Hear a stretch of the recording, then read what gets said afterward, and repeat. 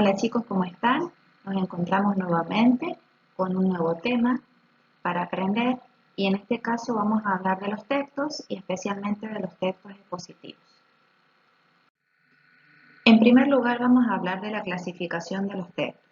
Los textos los podemos agrupar en dos grandes grupos, los no literarios y los literarios. Dentro de los no literarios vamos a encontrar el texto informativo, que puede tener el formato de noticia o biografía. En segundo lugar, el instructivo, en las recetas, en los manuales de los electrodomésticos, de cualquier cosa que nosotros nos van a enseñar cómo usar. Y en tercer lugar, lo normativo, las reglas, los reglamentos. Por ejemplo, cuando el profesor de educación física nos da el reglamento de un juego, eso es un texto normativo. Vamos al segundo grupo, que son los textos literarios, donde vamos a encontrar los narrativos, que están en los cuentos, las leyendas, las fábulas. Luego tenemos los líricos, que están en las poesías y en los poemas y odas. Y en tercer lugar tenemos el texto dramático, que hace referencia a todo lo que es obras de teatro. Bueno, ahora vamos a hablar un poquito de qué son específicamente los textos expositivos. Los textos expositivos son aquellos que tienen la finalidad comunicativa de transmitir información objetiva sobre un determinado tema. Se les llama textos expositivos porque en ellos predomina el modo discursivo de la exposición. ¿Qué es la exposición? Es la explicación de un tema a alguien que lo ignora o no lo sabe.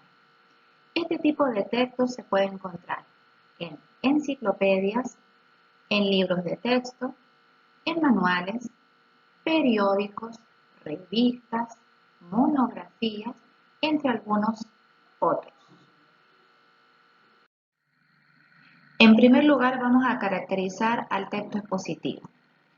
Se caracteriza por contener información explícita y clara sobre algún tema específico.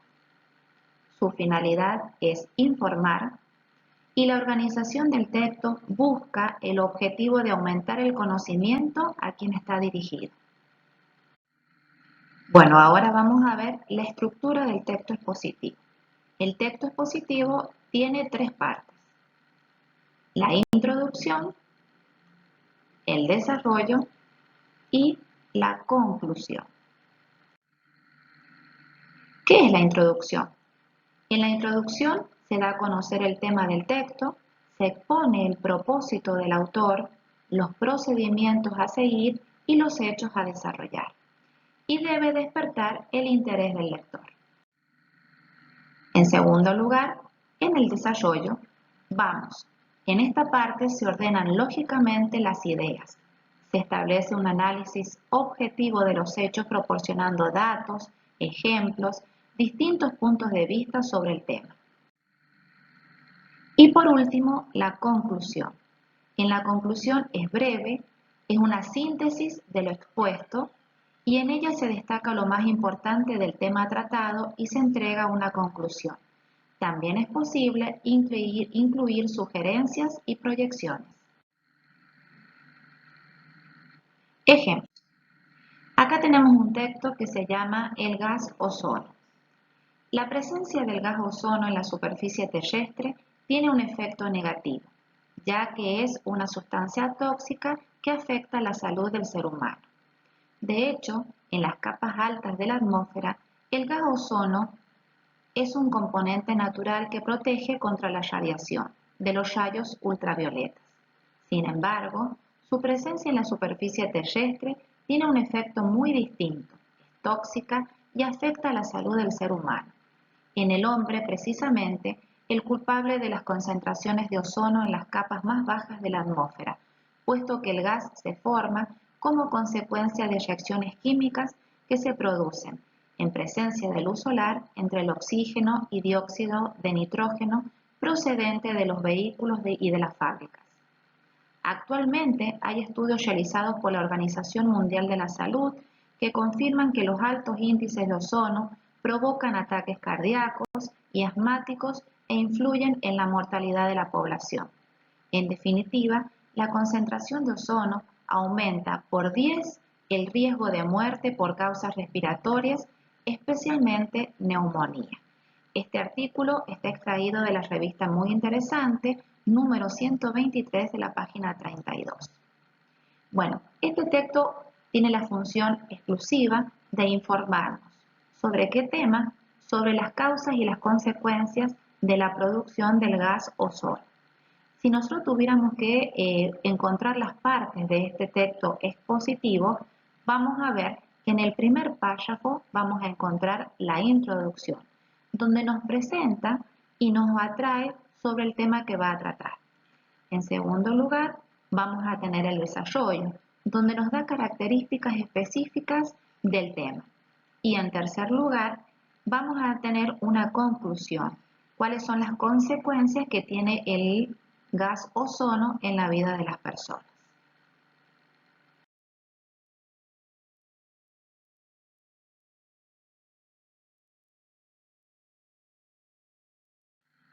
Bueno, a continuación les voy a presentar otro ejemplo, que es el que luego vamos a tratar en la guía número 6.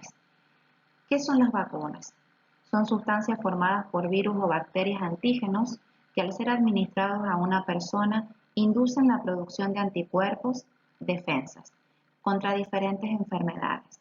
Estos anticuerpos evitan que la persona vacunada se enferme, pero con el tiempo disminuyen, por lo que en algunos casos se debe volver a vacunar. A esto le llamamos refuerzo. Algunas vacunas generan defensas contra una determinada enfermedad.